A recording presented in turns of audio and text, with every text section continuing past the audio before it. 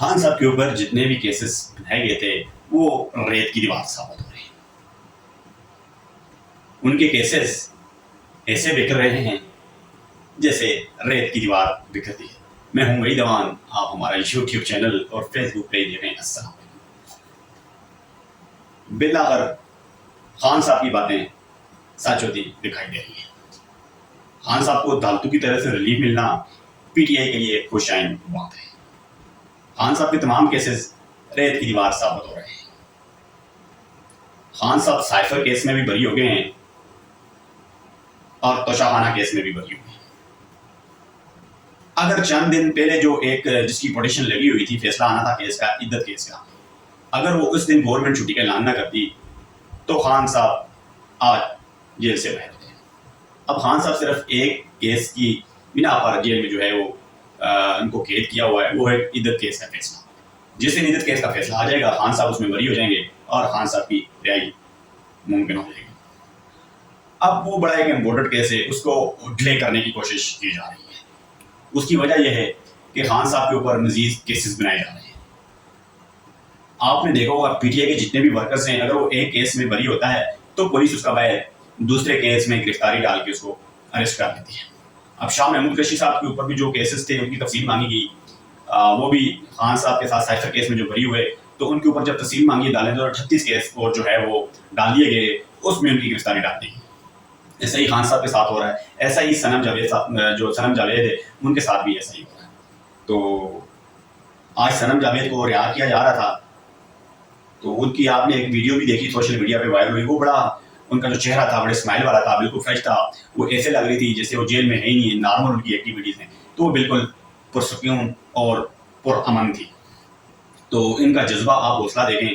ہم ان کو سلام پیش کرتے ہیں اور پی ٹی آئی کے ورکرز اور پی ٹی آئی کی لیڈرشپ بھی ان کو سلام پیش کرتی ہے. دوسری طرف پی ٹی آئی کے ٹیم جو 2 اہم کیسز اور بھی لگے ہوئے ہیں، ان کی جو مخصوص نشستیں تھی اس کا فیصلہ بھی آنے والا ہے. اور اس کے علاوہ دو اور جو کیسز تھے، اسلام آباد کی 3 سیٹیں ہیں اور پی ٹی آئی کے بلے کا نشان. اب جو مخصوص نشستیں تھیں وہ 78 نشستیں ہیں، ٹوٹل سیٹیں ہیں جو ادر جو ہے وہ پارٹی میں ڈیوائڈ کی ہیں. وہ نہ نون لیگ واپس کرنے کے لیے تیار ہے اور نہ پیپلز پارٹی.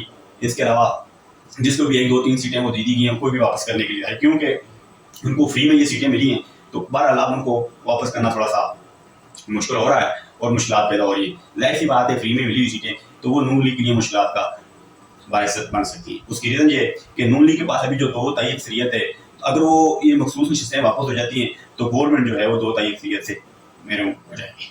تو ایک تو یہ بات ہے کہ گورنمنٹ کے لیے بھی خطرے کی گھنٹی بج سکتی ہے اور عدالت کی طرف سے. اور مجھے لگ رہا ہے یہ ایسا ہی فیصلہ جو آنے والا ہے وہ پی ٹی آئی کے حق میں ہو جائے گا.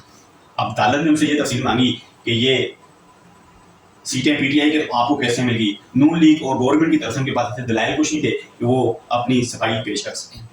اب وہ سیٹیں ان کو واپس کرنی پڑیں گی. بلے کا نشان بھی جو ہے وہ الیکشن کمیشن سے بھی رپورٹ طلب کر لی ہے ہائی کورٹ نے، اور اس کی بھی پٹیشن لگی ہوئی ہے اور 1 2 دن میں اس کا فیصلہ بھی آ جائے گا.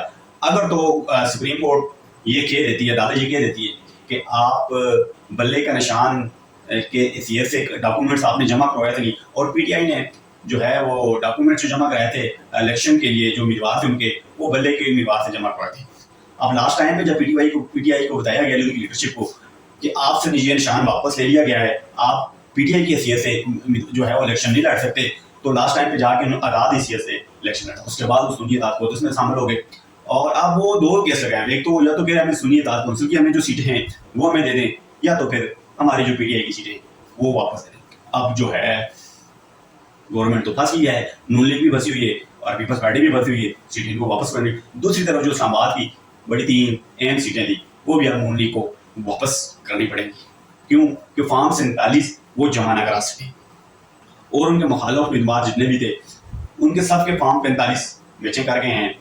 شعیب شاہین صاحب کے بھی فارم 45 اور فوکر صاحب کے بھی جو ہے ان کے بھی فارم 45 اور ٹی ایل پی کے اور جتنے امیدوار تھے سب کو امیدوار جو ہے وہ فارم 45 ڈالنے ہوں گے ان کے میچ کر رہے ہیں. لیکن نون لیگ کی طرف سے فارم 45 وہ نہ جمع کروا سکے.